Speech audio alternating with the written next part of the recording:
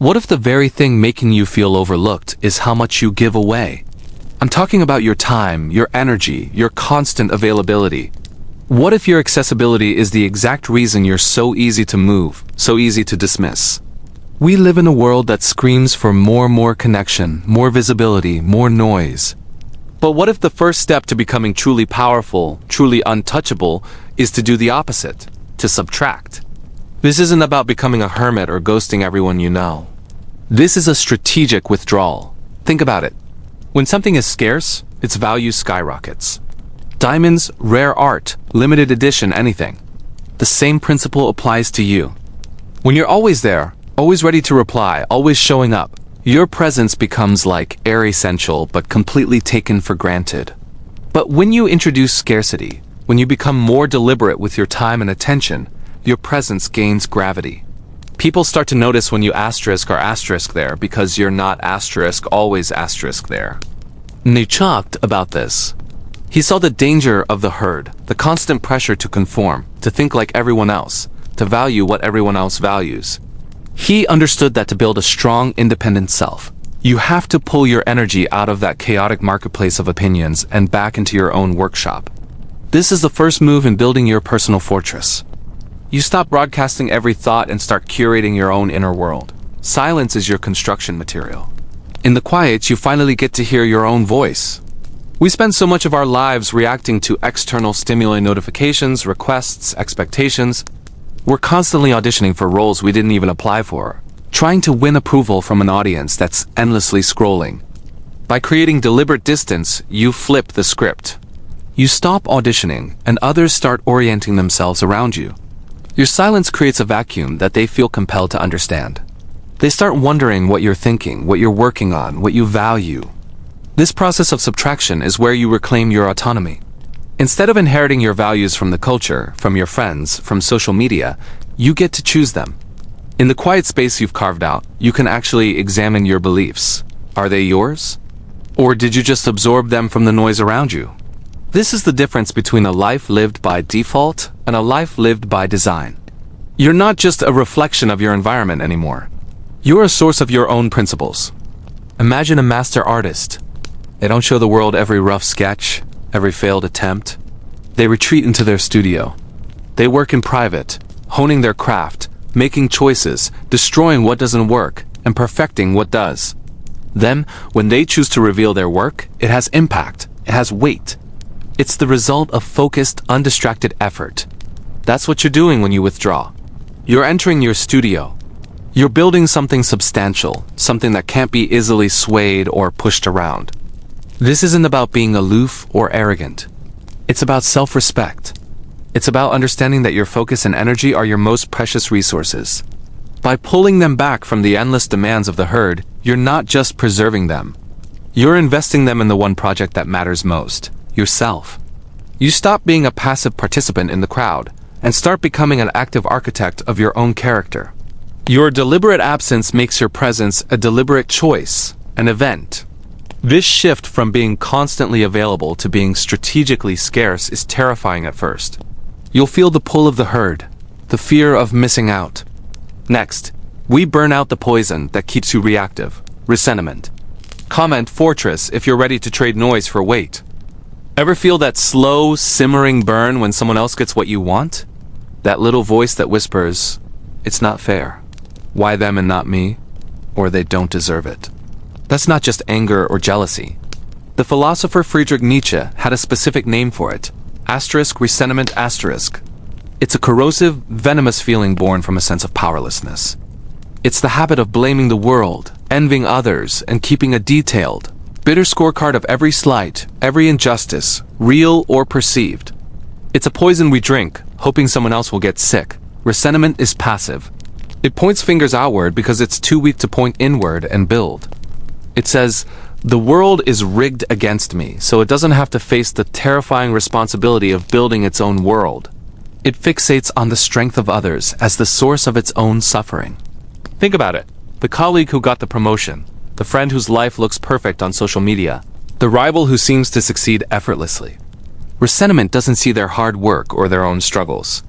It only sees an obstacle, an unfair advantage that must be torn down, even if only in our own minds.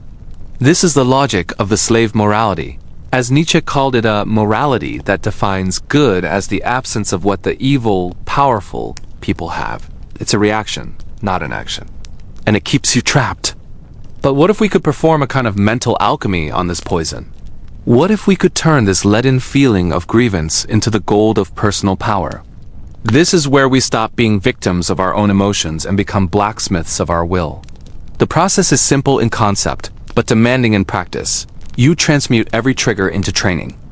Every single thing that sparks that feeling of ressentiment becomes a signal, a call to action, a rep at the gym for your soul. Imagine if every insult became a rep and your rivals accidentally built your strength. That's the shift in perspective we're talking about. Someone doubts your ability? That's not a wound. It's a weight you now have to lift. You see someone with the discipline you lack? That's not a source of envy. It's a living blueprint for your own training regimen. Every complaint you about to voice becomes a question. What capacity am I lacking that makes this situation so frustrating? And then you go build that capacity. You shift from the passive, whining question of why me to the active, defiant declaration of watch me. You see, the energy is the same. The intense, fiery passion of rage and the focused heat of a forge are both just thermal energy. The difference is containment and direction. Ressentiment lets that fire rage wildly, burning you from the inside out and scorching everything around you. A forged will contains that heat, channels it, and uses it for metallurgy. It uses the pressure and the fire to shape something new, something strong, something useful. Let's get practical. The next time you feel that sting of envy looking at someone's success, stop. Don't scroll away and don't retreat into bitterness. Instead, dissect it. What specific quality do they have that you admire? Is it their confidence? Their financial freedom? Their physical fitness? Don't blame them for having it. Use that feeling as a diagnostic tool. Your envy is pointing directly at a desire you haven't yet fulfilled. The feeling is a compass, and it's pointing toward your own personal north. So instead of resenting their destination, you now have a map to start your own journey. The trigger becomes the target. This is about smithing a will that answers instead of reacts. A reactive person is a puppet. Their strings are pulled by external events and other people's opinions. They are tossed about by the waves. Answering, on the other hand, is a conscious choice. It acknowledges the stimulus, the insult, the setback, the success of another, but it chooses its own response. It takes the incoming force and redirects it inward, towards self-improvement and growth. The question is no longer, who can I blame? But how can I use this? Every obstacle becomes fuel. Every perceived enemy becomes an unwitting coach. They're showing you your weaknesses, free of charge. They are handing you the raw materials, the heat, the pressure, the resistance that you need to forge an unbreakable will. This is how you stop keeping score and start building strength. This is how you turn grievance into gold. In part 3, we armor the will with the most dangerous stance of all, Amor Fati. Type alchemy if you're ready to turn grievance into gold. What if nothing could ever humiliate you again?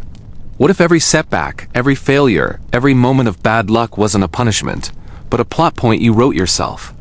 This isn't about positive thinking or just looking on the bright side. This is about forging an unbreakable mindset, a philosophy so powerful it turns reality's weapons against itself. This is Amor Fati. Now, that might sound like some ancient, dusty phrase, but it's one of the most radical, empowering concepts ever conceived. Amor Fati, Latin for love of one's fate. The Stoics whispered about it, but it was Friedrich Nietzsche who truly weaponized it. He said, "My formula for greatness in a human being is Amor Fati, that one wants nothing to be different, not forward, not backward, not in all eternity. Not merely bear what is necessary, still less conceal it, but love it." Think about that. Not just tolerate your fate, not just accept it, but to love it. Every single part of it, the promotion you didn't get, the relationship that ended, the mistake that cost you dearly, the moments that made you cringe so hard you wished the ground would swallow you whole. What if you looked at all of that and said, yes, more of that. This is my story, and I wouldn't have it any other way. This isn't resignation. This is the opposite of giving up. Resignation is passive. It's sighing and saying, well, I guess this is just my life now. Amor Fati is an active. Ruthless, yes. It's looking at the raw, messy, Sometimes brutal material of your life and seeing it not as a pile of problems, but as a block of marble. You are the sculptor. Every blow from fate's hammer is just another strike of your chisel, shaping you into something magnificent. What was meant to break you becomes your defining feature, your unique style. Let's make this practical. Imagine you just got fired. The typical reaction? Shame, anger, fear. You feel like a victim. Reality just fired you. But with Amor, Fati, you flip the script. You say, okay, this happened. It's a fact. Now, how does this serve my story? How is this an opportunity? Maybe this unexpected freedom is the push you needed to start that business you've been dreaming of. Maybe this forces you to reevaluate what you truly want from a career. The event itself doesn't change, but its meaning is entirely under your control. You turn the outcome into authorship. You weren't fired. You were released. You weren't rejected. You were redirected. Nietzsche gave us a powerful thought experiment to test this, the eternal recurrence. Imagine a demon came to you and said, "This life as you now live it, and have lived it, you will have to live once more and innumerable times more." Would you not throw yourself down and gnash your teeth and curse the demon who spoke thus? Or have you once experienced a tremendous moment when you would have answered him, "You are a god and never have I heard anything more divine"? That's the ultimate test. If you knew this very moment, this struggle, this decision, would repeat for all eternity, what action would you take right now that you would be proud to relive forever? This question forces you to act with intention, to find the heroic response in any situation. It filters out pettiness, resentment, and regret. You start living in a way that is worthy of eternal repetition. When you truly embrace Amor, Fati, you become unpunishable. How can the world punish you with something you've already chosen to love? How can failure defeat you when you see it as essential training? How can humiliation touch you when you've already accepted every part of your story as your own? It can't. What was meant to be a cage becomes your kingdom. What was designed to be a blow becomes a building block. You don't just wear your fate as a shield. You wear it as armor, as a crown. It becomes your power. This isn't about pretending pain doesn't hurt. It hurts. Acknowledge it. Feel it. But don't let it define you as a victim. Instead, ask the question, how can I use this? How does this make me stronger? How does this fuel my journey? You metabolize the pain and turn it into power. You take the poison and alchemize it into medicine. Every scar becomes a part of your epic. You are the author, the hero, and the narrator of your own story. Nothing happens asterisk to asterisk you. Everything happens asterisk for asterisk you because you declare it so. Part 4 forges sovereignty. A person whose word governs their life. Comment YES if you're ready to make fate your fuel. Power is quiet, it doesn't roar, it doesn't need to. It sounds like a deadline met, a promise kept, and a boundary enforced without a big speech. We often mistake noise for influence, thinking that the loudest person in the room is the one in charge. But true authority, the kind that lasts, is built on something far more substantial and much less theatrical. It's built on the bedrock of your word. Think about it. We live in a world of negotiation, of bending, of trying to convince others of our worth.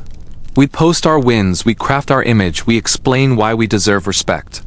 But what if all that energy is misplaced? What if the path to becoming a sovereign individual, someone who is the ultimate authority in their own life, has nothing to do with external validation? Nietzsche talked about a noble type, a person who doesn't ask for respect. Why? Because their entire existence is a testament to their own standards. This person isn't defined by what others think, but by the vows they make to themselves and keep. This is the essence of sovereign power. Your promise to yourself becomes law. Not a suggestion, not a goal for a good day, but an unbreakable contract.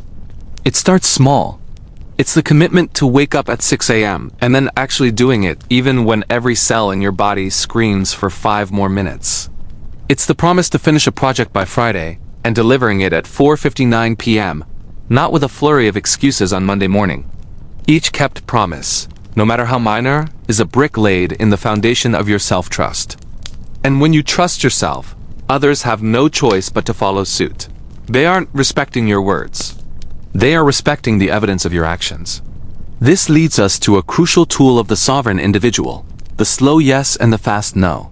How many times have you said yes to something out of obligation, guilt, or a desire to be liked, only to resent it later?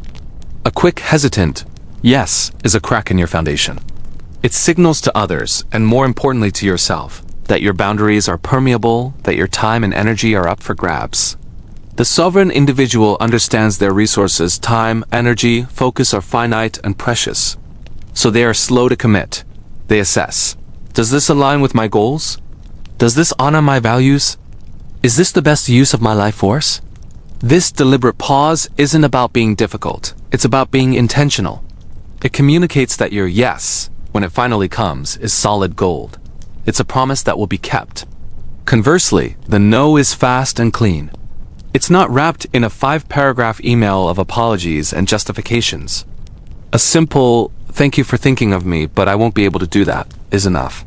The need to over-explain your no comes from a fear of disappointing others, a fear that the sovereign individual has transcended. They understand that their primary obligation is to their own integrity. Enforcing a boundary isn't an act of aggression. It's an act of self-respect. And when you respect your own boundaries, you teach others how to treat you. There are no gray areas for them to exploit, no loose threads for them to pull. This creates a powerful psychological effect. When people know your yes is a guarantee and your no is a wall, manipulation becomes impossible. They can't guilt you, they can't pressure you because you operate from a clear internal code. Your standards aren't suggestions. They are the law of your land. Your authority doesn't come from a title or a position. It arrives silently as a natural consequence of your consistency. You become a force of nature in your own life. This isn't about being flashy or making grand pronouncements.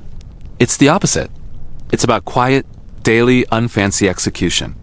It's the writer who writes their 500 words every single day, whether they feel inspired or not. It's the athlete who does their reps, even when the gym is empty. It's the parent who remains calm and consistent, even when their child is testing every limit. This relentless, unglamorous discipline is what forges true dominance, not over others, but over yourself. And from that self-mastery, all other forms of power naturally flow. When your word is bond, you stop needing to persuade. Your reputation precedes you. Opportunities find you. Respect is given, not demanded. You're no longer reacting to the world. The world is reacting to the stable, predictable, and powerful center of gravity that you have become. You are the one who sets the terms, not by argument, but by example. The journey to sovereignty is a process of subtraction. It's about removing the need for approval, shedding the habit of over-explaining, and eliminating the space between your intention and your action.